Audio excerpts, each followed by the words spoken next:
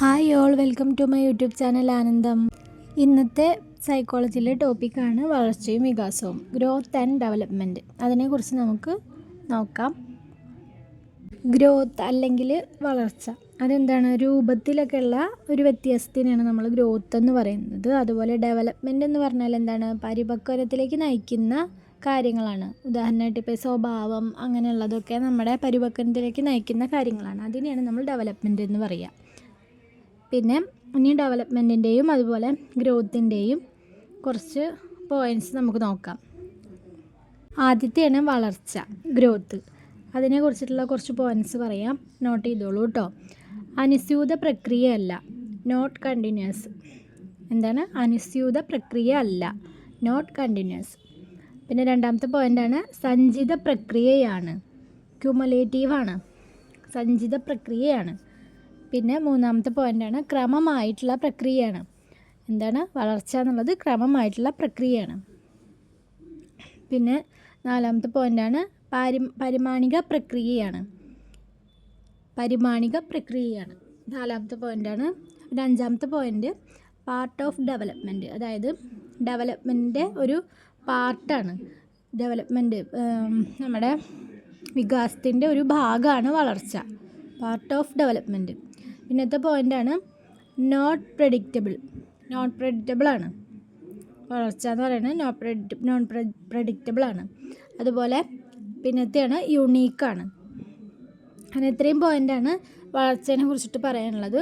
പിന്നെ ഡെവലപ്മെൻറ്റ്, വികാസത്തിൻ്റെ എന്താണ് പോയിൻ്റുകൾ?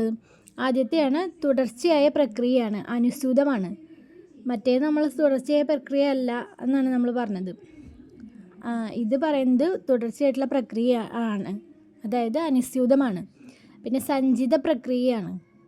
പിന്നത്തെയാണ് ക്രമമായതല്ല, മറ്റേത് ക്രമമായതാണ്, ഇത് പക്ഷേ ക്രമമായതല്ല.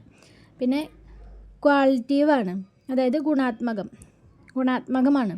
പിന്നെ വികാസം വളർച്ചയെ ബാധിക്കുന്നില്ല. ഡെവലപ്മെൻറ്റ് എന്നുള്ളത്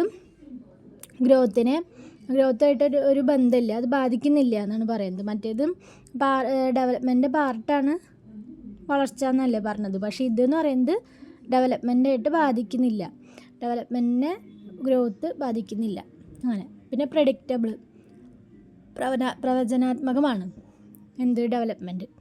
അപ്പോൾ ഇത്രയാണ് ഡെവലപ്മെൻറ്റിനെ സ്വാധീനിക്കുന്ന, അതായത് ഡെവലപ്മെൻറ്റിൻ്റെ പോയിൻറ്റ്സ്. പിന്നെ അടുത്തത് ഡെവലപ്മെൻറ്റിനെ, അതായത് വികാസത്തെ സ്വാധീനിക്കുന്ന ഘടകങ്ങൾ ഏതൊക്കെയാണെന്ന് നോക്കാം.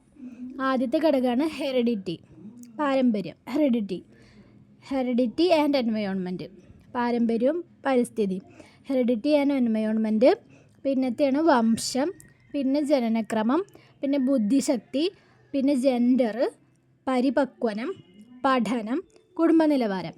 എന്തൊക്കെയാണ്? ഹെറിഡിറ്റി ആൻഡ് എൻവയോൺമെൻറ്റ്, വംശം, ജനനക്രമം, ബുദ്ധിശക്തി, ജെൻഡർ, പരിപക്വനം, പഠനം, കുടുംബനിലവാരം. അപ്പോൾ ഇത്രയാണ് വളർച്ചയെ, അതായത് വികാസത്തെ സ്വാധീനിക്കുന്ന ഘടകങ്ങളാണ് ഇത്രയും പറഞ്ഞത്. പിന്നെ ഡെവലപ്മെൻറ്റ് പ്രോസസ്സ് എന്താണ്? ജനറൽ ടു സ്പെസിഫിക് ആണ്. ഇത് പഠിച്ചോളൂ കേട്ടോ, ഇതിൽ നിന്ന് ഇങ്ങനെ ചോദ്യം വന്നിട്ടുണ്ട്. ജനറൽ ടു സ്പെസിഫിക് ആണ് വളർച്ചയുടെ പ്രൊസീജിയർ, അതായത് വളർച്ച എന്ന് പറയുന്നത് ജനറൽ ടു സ്പെസിഫിക് ആണ്. അപ്പോൾ ഇത്രയാണ് നമ്മുടെ വളർച്ചയും വികാസത്തെ കുറിച്ചിട്ട് പറയാനുള്ളത്. നന്നായിട്ട് പഠിച്ചു വയ്ക്കുക, ഇതിനൊക്കെ ക്വസ്റ്റ്യൻസ് വരാറുണ്ട്.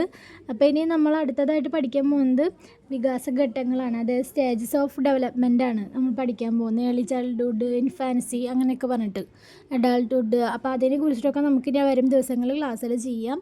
അപ്പോൾ ഇന്നത്തെ ക്ലാസ് ഇത്രയേ ഉള്ളൂ. വീഡിയോ ഇഷ്ടമായെങ്കിൽ ലൈക്ക് ചെയ്യുക, ഷെയർ ചെയ്യുക, കമൻറ്റ് ചെയ്യുക, ചാനലൊന്ന് സബ്സ്ക്രൈബ് ചെയ്യുക. അപ്പോൾ മറ്റൊരു വീഡിയോയുമായിട്ട് വീണ്ടും കാണാം. ബൈ.